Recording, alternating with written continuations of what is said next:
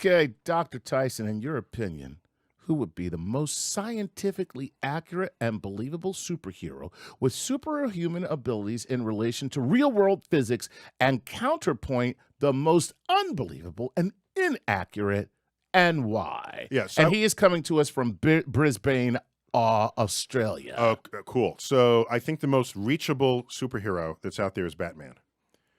Because Gotcha. he uses real devices on his utility belt. Exactly. And there's nothing there that you say, oh, that can't happen, or you couldn't have done that, or, you know, yeah, he's got some special materials, but that's okay because his company makes he's a billionaire. Yeah, he's a billionaire. And, so and his company is working for the government, developing experimental technologies. And he's got for the stuff military. that you don't have. Absolutely. So for me, he's the most realistic superhero. And Robin as well. He's just an acrobat in tights. Okay. All right. So... Right. Or at least that's their cover. Oh,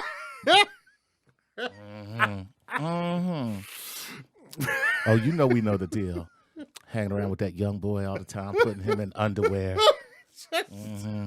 Living at your house, your big billionaire mansion. We know the deal. We know the deal. Oh, yes, that's my young ward. Oh, is that what you call him? Oh, your young ward. Oh, okay.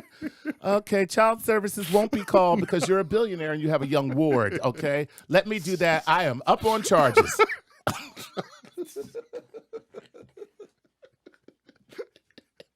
I swear I've never thought about it that way. Nor did I ever think that Bert and Ernie were a gay couple. Right. There's a whole, or that Tinky Winky was the gay one out of the. Yes. You know, there's a whole literature on who what, right, exactly. Who and what might be gay. who and what might mean.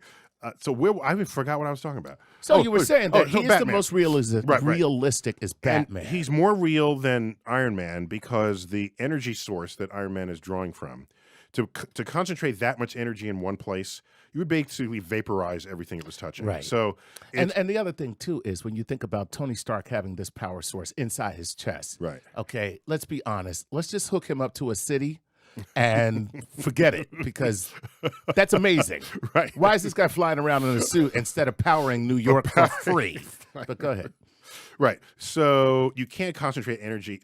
Anything that you've ever used that has a lot of energy going on with it gets very hot very quickly.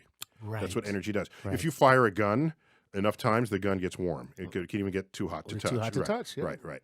And cannons in the old days. In fact, they used cannons firing cannonballs, and the fact that the cannon kept getting hotter and hotter and hotter to discover and come to an understanding of how heat worked. A physicist would say, can we, while you're fighting this war, can we come in here and measure? Measure. And they thought there was a substance called caloric, which was a fluid that would be heat. And if you put caloric from one thing to the other, then that thing would be at a higher temperature. And so there were early ideas where we were intellectually sort of machinating how this would work. So Tony Stark, well, I think he could wipe the floor with Batman. Right. If I had to be one of those, I'd definitely be Tony Stark. Yeah, because you're both billionaires. So hey, why not, right?